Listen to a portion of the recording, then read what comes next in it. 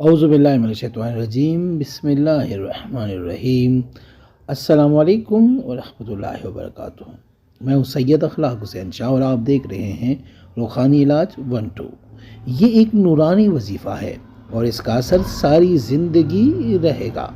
یہ عمل ہر شخص کر سکتا ہے۔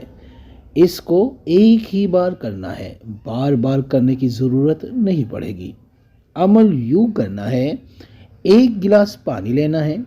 پانی اگر ابھی زمزم ہو تو زیادہ بہتر ہے۔ پہلے 7 دفعہ اپنے محبوب کا نام پڑھنا ہے اس پانی پر، پھر بسم اللہ الرحمن الرحیم پڑھنا ہے اور پھر صرف ایک دفعہ سورہ اخلاص پڑھنی ہے۔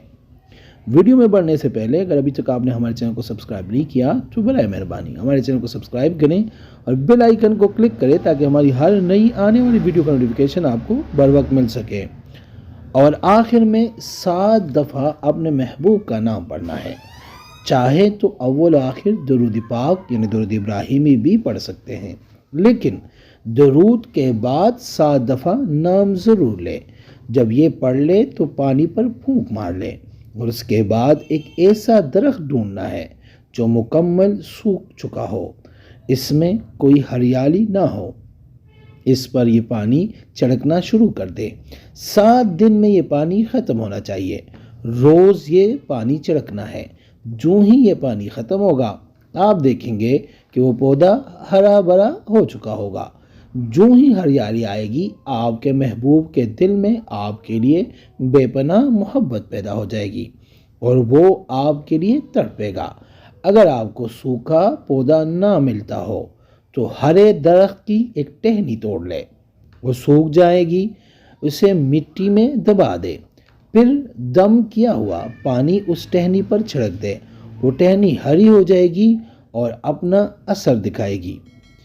اس وظیفے کی اجازت عام ہے، یعنی اس کے لیے آپ کو کسی کی اجازت لینے کی ضرورت نہیں ہے۔ استخارہ فی سبیل اللہ کرنے کے لیے آپ ہم سے رابطہ کر سکتے ہیں۔ رابطے کا طریقہ یہ ہے کہ اپنا نام، اپنی والدہ کا نام اور جس مقصد کے لیے آپ استخارہ کرنا چاہیں وہ مقصد بھی لازمی مینشن کیا کریں۔